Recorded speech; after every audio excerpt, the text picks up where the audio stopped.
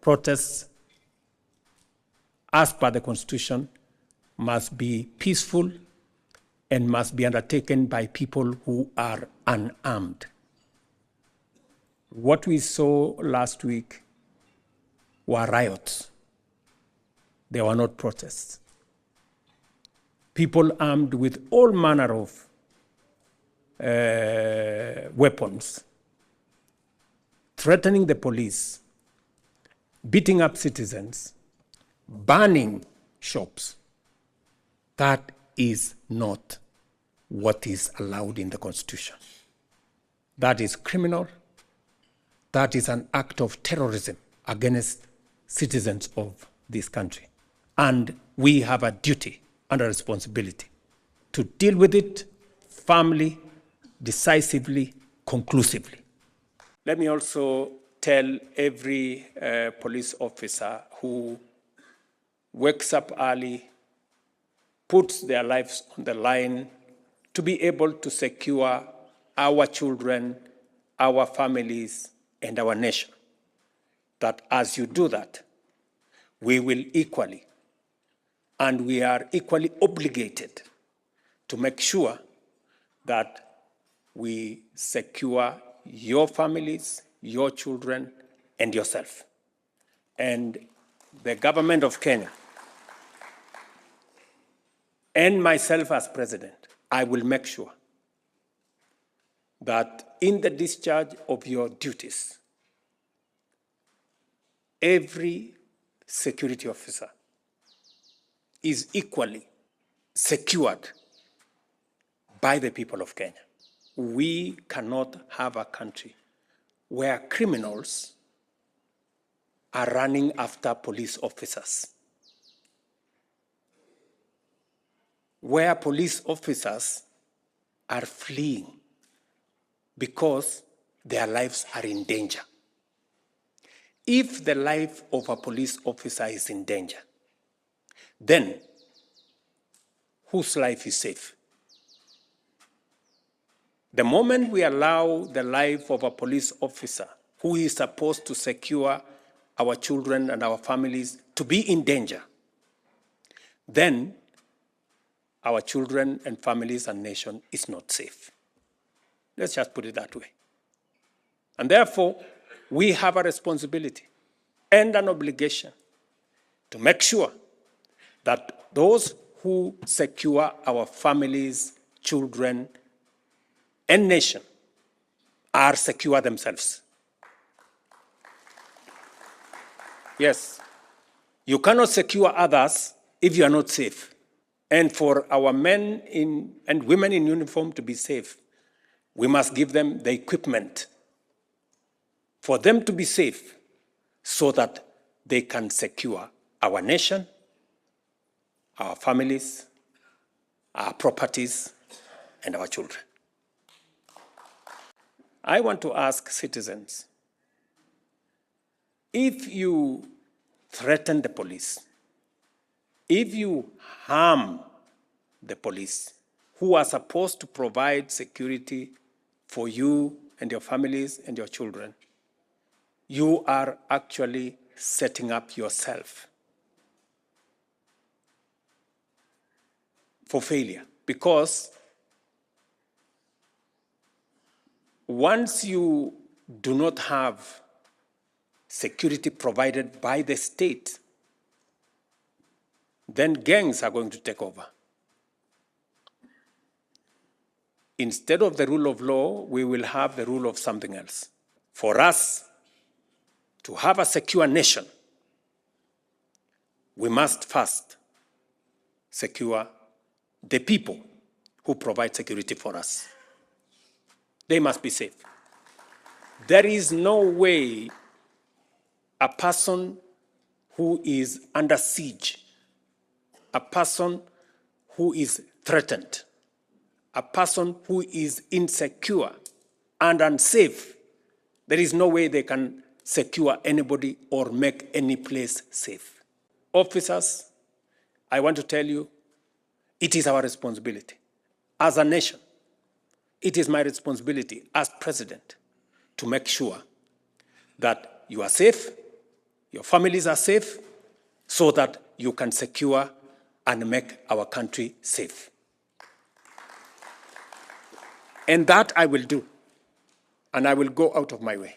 I am going to stand for every man and woman in uniform who is doing the duty of securing our families, children, and nation.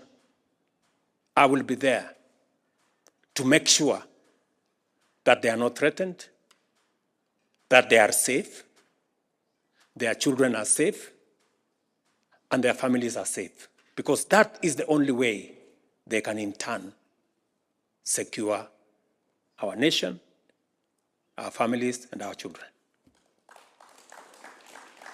And I will mobilize every source of government to make sure that this nation is safe.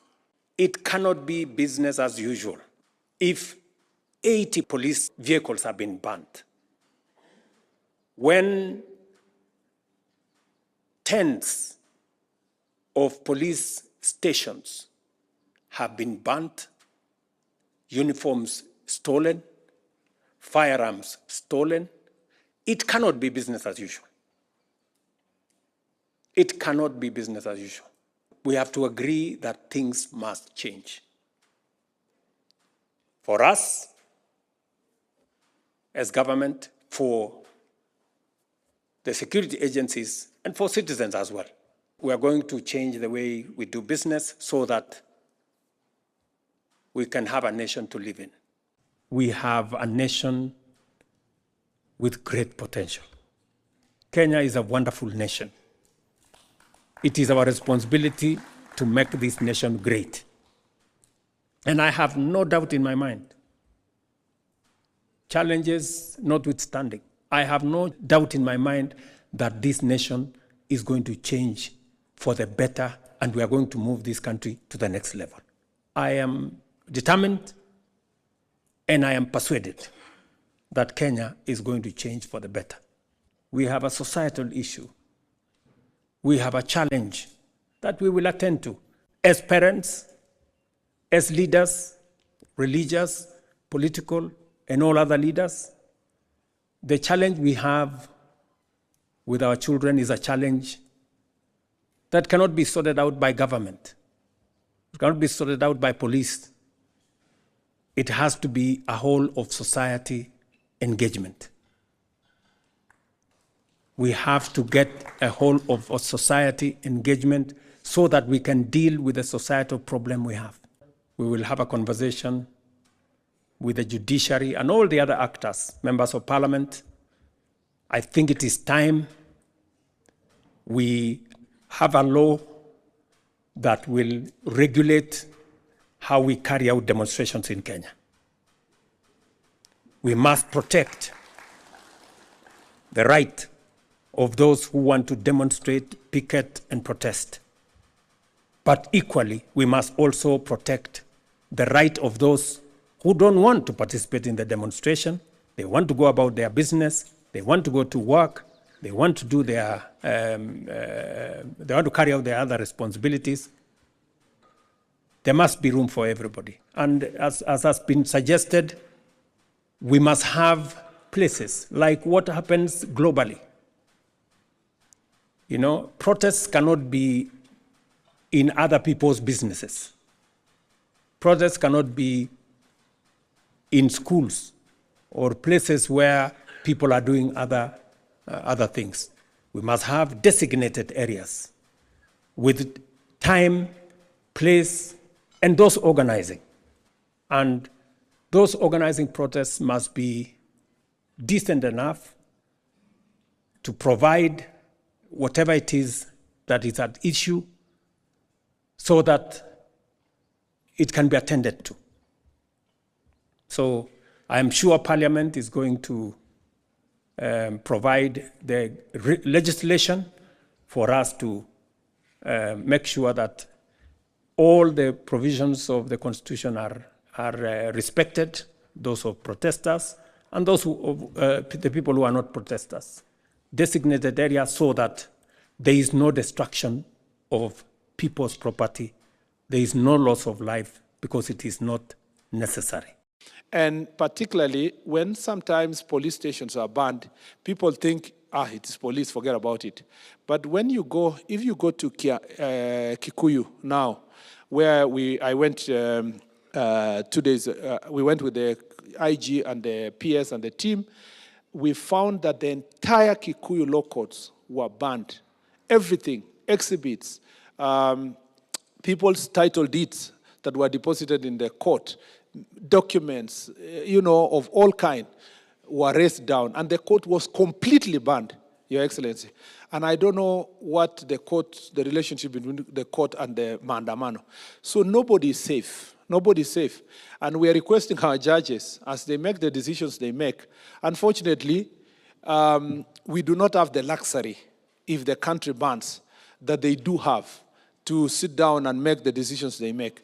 If the country bans, nobody will be spared. Not a politician, not a cabinet secretary, not a judge, not a police officer. We need there is a feeling that the judiciary is leaving the safety of the country to executive. And then they do their things as they wish. It is time that we have a conversation in what the Deputy President has always talked about what is national interest. And what is that brings us together as all arms of government. When Parliament was invaded last year, I think message became clear to the members of Parliament about what is happening. I think judiciary needs now to come in so that we can work together as three arms of government to protect our nation. If we have to switch off media sources to save media and to save the citizens, we will do it because we want to save our country from banning. We want to save them from irresponsible journalism. But we also request the media, if they are going to regulate themselves, nobody is going to bother because we have been accused, we have been criticized. We are not averse to criticism. The only thing we want to tell them is that in the security sector, these men and women here helping you, Your Excellency, to deal with security, they don't have the luxury, Your Excellency, to debate. At that moment, critical moment for our country, the first thing they want to see is first their country becomes safe. Nobody here, including the IG, would like to go into the book of history that the country banned when they were holding office. Not us, not the IG, not everybody here. At that moment, we can go and debate with media. They can call us for interviews. We can debate with the judiciary when we know that the country is safe. The first call of duty for everybody sitting here is the safety of the country first before we can debate on other issues. And I'm saying this with all humility. I cannot order an Inspector General of Police on anything because the Constitution denies me to do so. And I did not order the Inspector General or any police officer to carry out any extrajudicial anywhere. Your Excellency, what I did was to state the law. And as a lawyer, I have studied, read this law, and I understand what the law says. And what I told the police officers is, if you will not find me anywhere where I said somebody should be shot to be killed, you will not find me anywhere where I said that a police officer should take orders from myself. No.